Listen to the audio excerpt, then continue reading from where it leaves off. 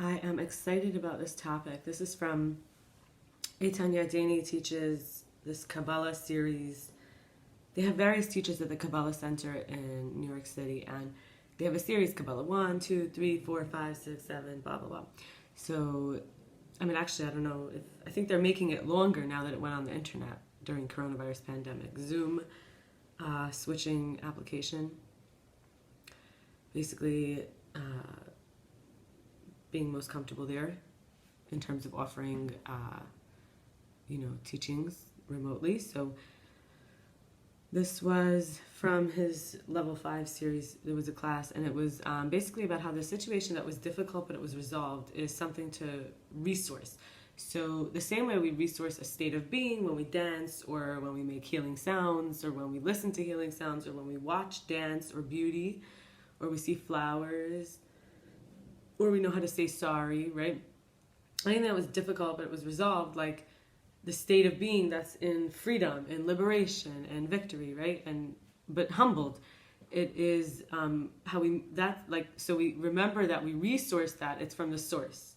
So we see the greatness, we're not the source of greatness, we're a resource. So for example, I would think of how when I moved into a safe home that was comfortable and affordable, this time that I was writing this was a couple years ago, but it happened again more recently also, and it happened even before that. Like each time we grow, our vessel gets bigger and expands, so it's a new resolution, a new solution, a resolution. It's with finer details, right? So the situation that seemed impossible currently to resolve is a reconciliation with my father, or there was like a sense that I had this man who felt like a surrogate sometimes. So I realized it must be with masculinity in some way. So to know that before the emanations were emanated and the creations were created, a simple supernal light filled the entire existence. That's what the Ari says. Isaac Yitzchak Luria. So before is really the cause of all causes, before time, before fragmentation. And that's when we call Adam Kadmon. There's 5 worlds, right? So before the Atzilut, Bria, Yetzira, and Asiya, the one man, the one body, one being, one heart, one mind, the souls and worlds are arranged and evolve and renew after the first symptom, like the first contraction, so Atzilut is the will, the emanation, the Bria is the creation, Yetzira is the formation, and Asiya is the action or completion. But a lot of ways to translate this. That's the most primitive way. Then you would say Atzilut is the will. It's the will that emanates, right? And Bria is the way that it becomes something, so it's an intention, it's a creation, because it starts to have its own desire in a way. It's like the mother. It represents Bina, right? So Bina is like Bria, and then Atzilut is like Chachma, which is like the father. So it's like the will, right? And then the will to a purpose, to have a safe the will to a purpose is to like basically say, I want to be safe, happy at home, and then you end up with a wife and kids and you're safe and happy at home, and it's like it came through all that, right? So Malchut is Asiya is when you match it. But so let me go in order. You have Adam Kadmon, which is like Keter. It's like the crown, it's the sovereignty, it's the one royalty dignity of just being, just that the desire. It's the trust in the self that's the highest self, that's part of everything, that has a right to desire, that the desire should get fulfilled. But sometimes it goes in different directions. So Atzilut is now Chachma. And then you have Bria, which is Bina. So we have father, mother, right? We have the will to a purpose, like to the state. And then we have the intention, the creation. Then we have Yetzirah, which is the Zeir Anpin. It's like the flow, it's the line, it's the information. So you would think of it as like the brain to the spine, which goes to the whole body, right? So it's kind of like, how does the information get in? How does the newness, the capacity, the bandwidth, all that stuff, right? And then Asiya is Malchut, the actual dignity of it. I'm standing here and I'm wearing what I want to wear and I'm looking like how I want to look and everything's the way it should be and I'm trusting and I'm satisfied and there's a reality that it's all good the way it is, because the cause of all causes, this is an effect of the original desire for it all to be good. So that's like the souls of the worlds are arranged, evolve, and renew after the first contraction, so that each one, they're inherently in full glory and perfection without any possible correction to be added. All is already comprised in endless reality, totally fulfilled, contentment, uniqueness, and unity, right? And then after the first contraction, or the first voiding, like hollowing out, possibility for harmony with a corrected ideal. Both parallel realities meet. We kind of have to shed a reality, have a new reality, and then they come together somewhere in the middle.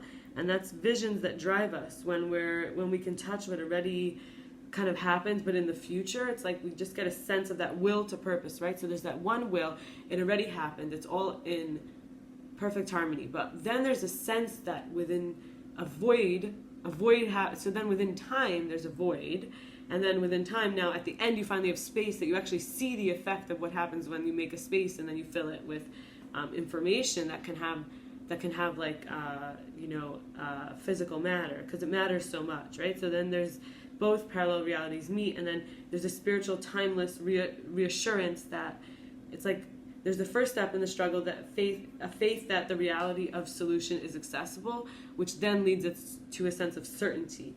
So a lot of Kabbalists like the 72 names of God. So give me a moment, I'll go pull one. We're going to do different ways of now accessing. So the reality of the solution, so whatever it is. So for me, the solution here would be in terms of health and partnership,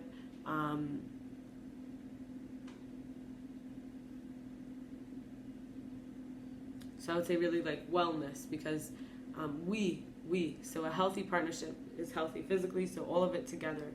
All right, I'll be right back.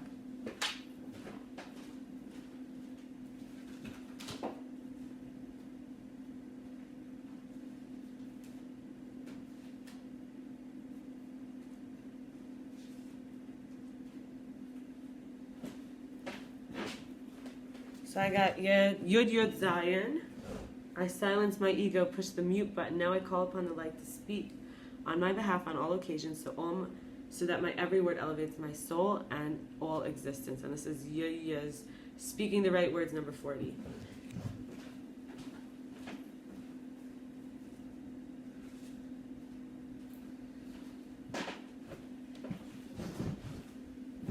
And then there's other kind of ways to do it. So there's breathing and meditation. There's spiritual guides. I did a spiritual guide video. A spiritual guides recording here, like maybe a week ago. I'm not sure. Maybe a week and a half. Yeah, something like that. I did a spiritual guides session with also a practice, and with the tribes. And so there's that, and then there's breathing, which I've done plenty of guiding, or not guiding, but like it's space holding, because either I'm breathing with you or I'm holding space by counting for you.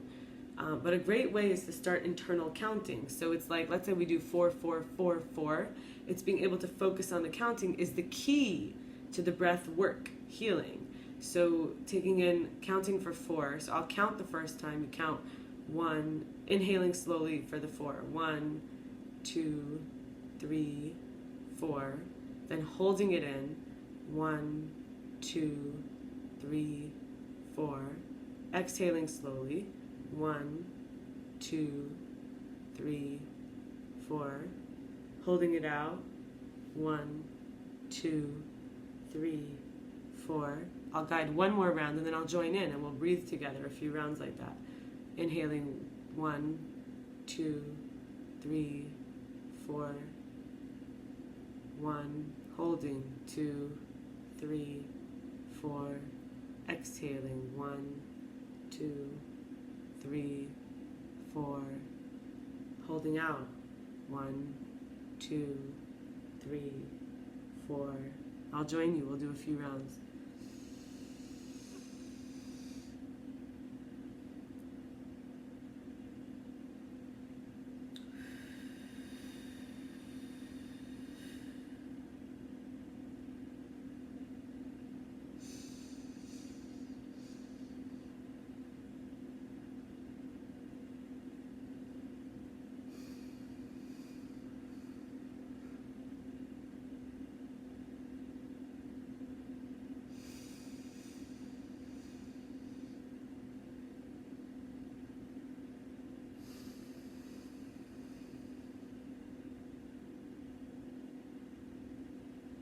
And now we'll do meditation for a minute. This is how we get into the solution. So now I want you to imagine you're breathing with your entire body. We're going to meditate using the spine, right? So for information, since we want to do that, we have to actually activate also the chachma, which is the atzilut, which is the will.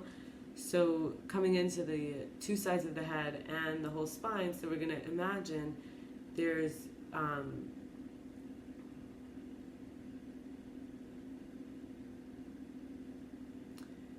of like a Y, where two become one in the head. I'm going to keep it as even as possible. I'm just going to focus on that Y of the top of the head. There's 2 points, and then going down into the middle, and then all the way down to the bottom of the spine. There's a tailbone at the bottom, right? So for the pelvis to be even like a bowl, just for like a minute or something like that, I'll just be with you. We're going to meditate together.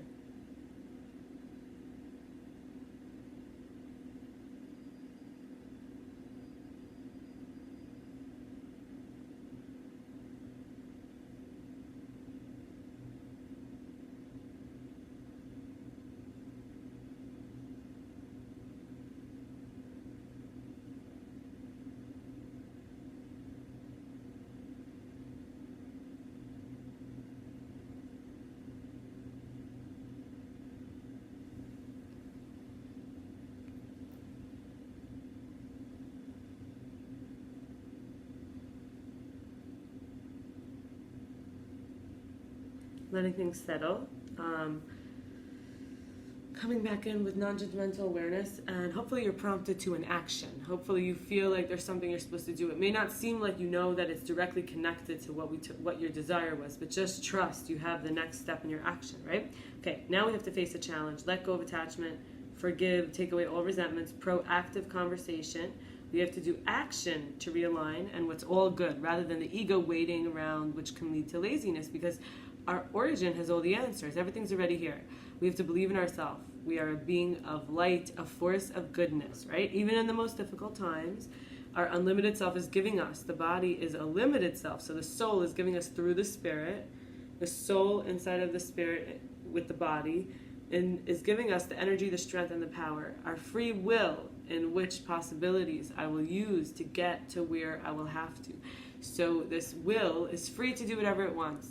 But a will to purpose, right, is in line, and it sees possibilities in order to get where it has to go, to the purpose. So it's inevitable. The path is how much mercy, right? So it's inevitable. We're going to get there. There's a will that's already there. We are a product of a will. We have to align with the highest will. We have our free will to align with that will or not. When we don't align with it, right, or when we do align with it, so when we don't align with it, pain, reaction, Satan is